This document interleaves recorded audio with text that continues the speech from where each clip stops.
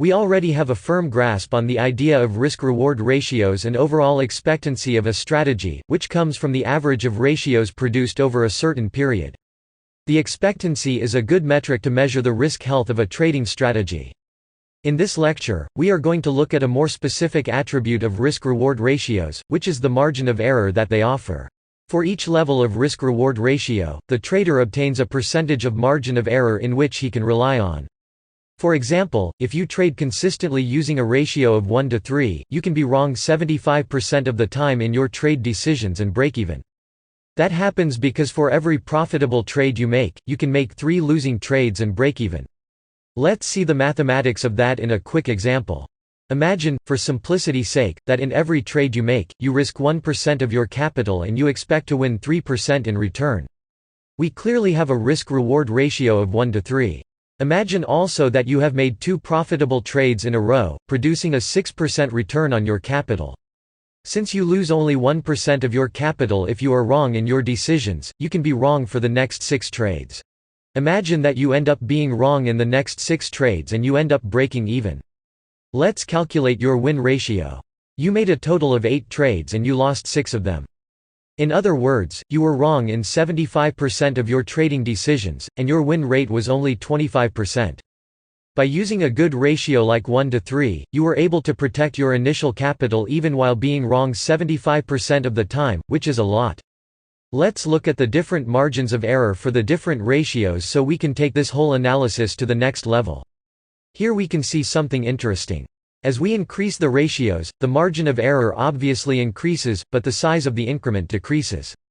We can observe that by calculating the increment in the margin of error obtained with each ratio. For example, a 1-to-1 risk-reward ratio gives us 50% of margin of error while a 1 to 1.5 risk-reward ratio gives us 60% of margin of error. The increment between these two levels is 60% minus 50%, which results in a 10% increment in the margin of error when we jump from the first level to the other. If we plot the increment column in a chart, we will notice that a decreasing logarithmic curve appears. In practical terms, this means that in the beginning of the table, the increment we get with each risk-reward level is high. After a certain point, the increment in the margin of error starts to get smaller and smaller while the risk-reward levels increase arithmetically. If we want to have some sort of statistical edge in the markets, we must choose a range of risk-reward ratios that is realistic at the same time it provides a good margin of error. In the beginning of the curve, the margins of error are not so good. More towards the end of the curve, the margins of error are good, but the ratios are unrealistic in a trade-to-trade basis. That does not mean that making a trade with 1 to 10 ratio is not good. It's just not realistic to expect that in every trade. Most of your trades should live within the 1 to 3 to 1 to 5 ratio, but occasionally you will find exceptionally good trades that will stand out, and that's perfectly fine, of course.